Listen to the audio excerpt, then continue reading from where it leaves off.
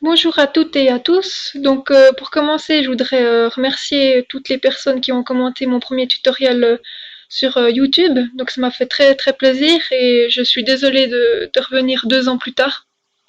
J'étais énormément occupée et je n'avais pas tout mon temps pour faire des tutoriels. Donc en fait dans ce tutoriel, je vais vous expliquer comment faire une révolution d'une pièce, une poche ainsi que des congés si j'en ai encore le temps. Faut pas que la vidéo fasse non plus 30 minutes. Donc une révolution, c'est-à-dire un cylindre. Donc on prend, comme je vous ai expliqué dans la première vidéo, un plan, on clique sur esquisse. Une fois qu'on est dans l'esquisse, alors là il y a 2 possibilités de faire un cylindre. Donc je vais vous en expliquer une, puis ensuite on va faire une deuxième partie où on va expliquer la seconde. Donc la première serait de prendre l'outil habituel, de se dire ok, alors je vais faire mon cylindre par rapport à l'axe H. Donc on peut dire que je le fais comme ceci, on peut faire un rectangle, voilà. Donc je vous mets juste en garde pour... il faut toujours coter sa pièce.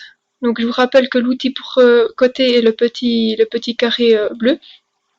On prend les bords jusqu'à un autre bord, on cote, on peut double-cliquer et ensuite changer la cote si on veut un rectangle plus grand ou plus petit, 80, etc.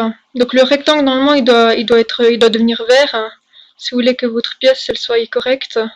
Bon, il ne l'est toujours pas parce qu'il manque encore la distance jusqu'à l'axe. Voilà. Donc une fois qu'on a ceci, on va ressortir de l'esquisse avec la petite flèche jaune. Voilà, donc on voit notre rectangle. On va choisir l'outil révolution qui ressemble à une sorte de cylindre coupé en deux. Ici donc on a plusieurs options. On peut soit faire un cylindre complet, donc 360 degrés. On peut lui dire qu'il fera peut-être moins, donc si vous voulez un demi-cylindre, ce sera 180 degrés. Il nous demande de choisir le profil, c'est le rectangle. Par rapport à un axe, on peut lui définir en fait un axe directement dans l'esquisse, mais on peut directement aussi sélectionner l'axe H comme on l'a supposé. Et on met juste OK. Donc voilà notre cylindre. Son épaisseur est directement définie grâce à l'esquisse que j'affiche ici en faisant en fait Alt espace, c'est un raccourci pour pouvoir afficher l'esquisse. Donc on peut voir notre rectangle ici. Si on veut modifier quelque chose, on double-clique sur ce rectangle. Pardon, ça a double-cliqué en fait sur l'esquisse. Vous venez dans l'arborescence, vous double-cliquez sur l'esquisse. Vous mettez peut-être, l'épaisseur on veut le faire plus épais, disons à 16. Excusez-moi, j'étais pas dans la zone de texte, voilà, 16. Donc cette fois-ci, il sera beaucoup plus épais. On ressort de l'esquisse. Colle un cylindre bien plus épais qu'il l'était avant. La longueur, pareil, on peut l'éditer dans l'esquisse directement. Alors maintenant, je vais vous expliquer encore une façon de faire un cylindre encore bien plus simple que cela. Donc j'ai déjà préparé une seconde partie appelée cylindre 2. Pareil, on prend le plan que l'on souhaite, on clique sur esquisse. Et cette fois-ci, avec votre outil multiligne, vous venez faire un seul trait. Et un seul trait. Donc, il faut aussi régler peut-être la distance par rapport à l'axe. Si on veut qu'il soit, par exemple, à 30. Voilà. On ressort d'ici. On prend la révolution. On sélectionne le profil. On lui dit c'est l'axe H. Et là, il va nous dire que l'esquisse, elle n'est pas complète, le contour n'est pas fermé. Alors, Katia est assez chiante, si je peux me permettre, parce qu'une fois qu'une esquisse n'est pas fermée, donc elle affiche normalement des petits points noirs à ses embouts, cela signifie donc que le contour n'est pas fermé, il devrait être 100% blanc. Et tant que Katia voit qu'il n'est pas fermé, ça joue pas pour lui. Autant pour l'extrusion, les poches, enfin ça dépend de différentes fonctions. Parfois elle n'est pas d'accord, donc il faut souvent revenir dans l'esquisse, fermer son contour ou bien le rattacher à l'axe ou à l'origine. Donc la petite astuce ici, c'est en fait de faire plus, parce qu'en fait il y a plus d'options. Vous venez cocher la petite case ici, épaissir le profil, et à partir de là vous pouvez définir une épaisseur, donc l'épaisseur du cylindre. 5, 6, 7, 8, 9, 10, voilà, on met OK, et voilà notre cylindre, tout ça avec une seule esquisse en forme de trait. Cette petite astuce, elle est assez bien parce que ça nous permet de faire le moins de traits, le moins de temps possible et d'avoir un cylindre utile et fonctionnel. Donc maintenant, à partir de ce cylindre-là, je vais essayer de le pocher. Une poche, c'est quoi? C'est en fait un trou. Un trou qui peut être rectangulaire, rond, il peut être de différentes formes, ça dépend le profilé. Donc en fait, pour pouvoir trouver quelque chose, on va devoir refaire une esquisse pour dessiner le profilé. Donc je sélectionne volontairement le plan qui coupe le cylindre en deux, parce que moi ce que j'aimerais faire, c'est par exemple un trou qui passe au travers du cylindre. Donc je prends ce plan-là, je viens à peu près à la moitié, je prends l'outil cercle avec un point centré, je me mets sur l'axe, et je dessine mon cercle. Donc en fait, en bougeant la souris, ça permet de dessiner un cercle. Donc on voit qu'il y a aussi un petit O vert qui vient de se dessiner. C'est une contrainte, ça veut dire que je ne peux pas déplacer mon cercle ailleurs que sur l'axe, donc il l'a automatiquement contraint. Si je supprime cette contrainte et je déplace mon cercle, ben, il s'agrandit en même temps parce que le diamètre n'est pas contraint non plus. Donc si je cote, c'est pour ça que je vous rappelle qu'il faut bien coter vos pièces parce que parfois elles peuvent complètement se déformer au moindre geste qu'on aimerait faire ou bien le déplacer. Vous voyez que maintenant le cercle ne s'agrandit plus, il peut se déplacer librement. Vous prenez le petit point, on va le recoter sur l'axe. On prend l'axe et puis on fait clic droit, coïncidence. Voilà, donc on a remis la contrainte de coïncidence sur l'axe et cette fois-ci, notre cercle n'est toujours pas vert parce qu'il peut encore se déplacer verticalement. Donc pour contraindre ceci, le plus simple c'est de prendre le centre de côté par rapport à l'axe horizontal. Donc voilà, je me dis il est peut-être à 50. Voilà. Je vais peut-être diminuer le diamètre aussi parce que sinon mon cylindre il ressemblera à plus rien. Voilà, 20. On ressort de l'esquisse une fois qu'on a notre profilé. Voilà. Donc on voit que le profilé s'affiche au milieu du cylindre et non sur sa surface. Il n'y a rien d'étonnant, c'est logique puisque j'ai dessiné sur ce plan-là, donc l'esquisse doit se mettre sur le plan-là. Maintenant j'aimerais pouvoir en fait pocher quand même la surface. Donc logiquement on se dit il faut se mettre sur la surface pour pouvoir faire un trou dans la surface.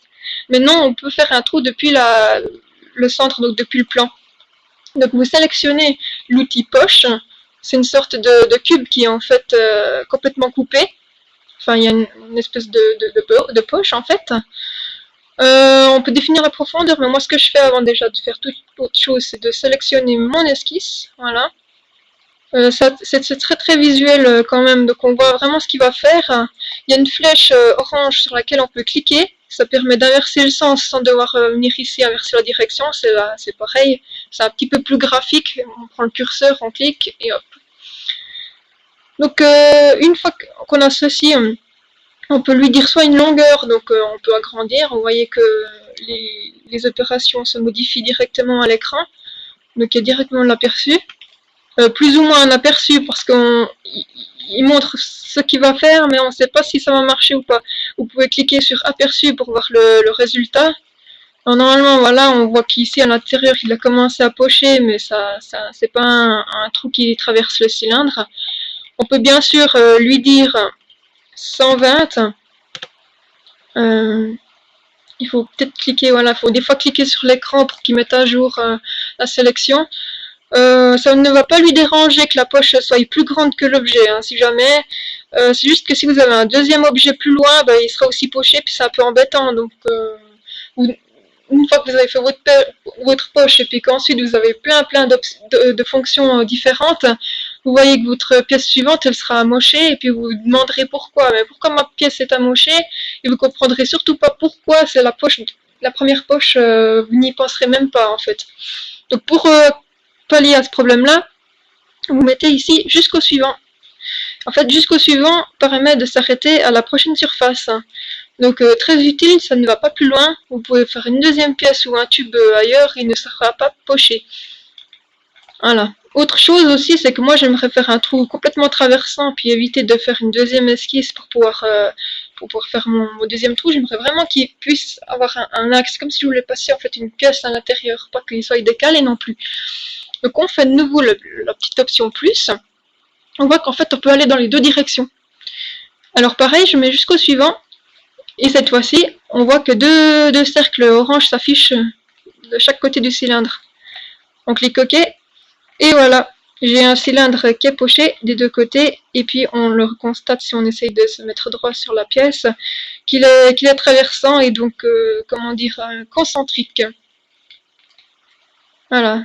Donc on peut faire n'importe quel profilé, j'aurais pu faire un profilé carré, on peut faire vraiment n'importe quoi avec cet outil.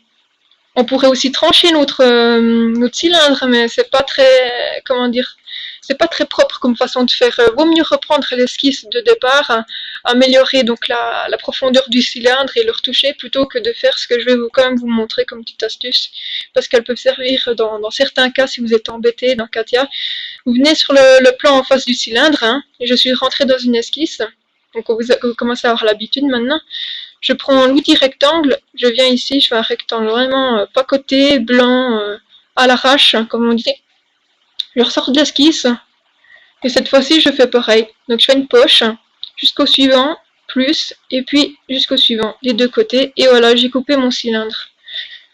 En coupant de cette manière-là, le problème c'est que de nouveau, si j'ai une pièce qui est plus haute ou plus loin, enfin, on sait pas, ça rajoute en fait beaucoup plus d'options dans l'arborescence et à la fin on ne s'y retrouve pas. À moins que vous préférez cette manière-là de faire et que vous renommiez chaque fois vos poches, comme ça vous vous y retrouvez. Parce que chaque option ici, propriété, clic droit propriété, on peut donc modifier son nom.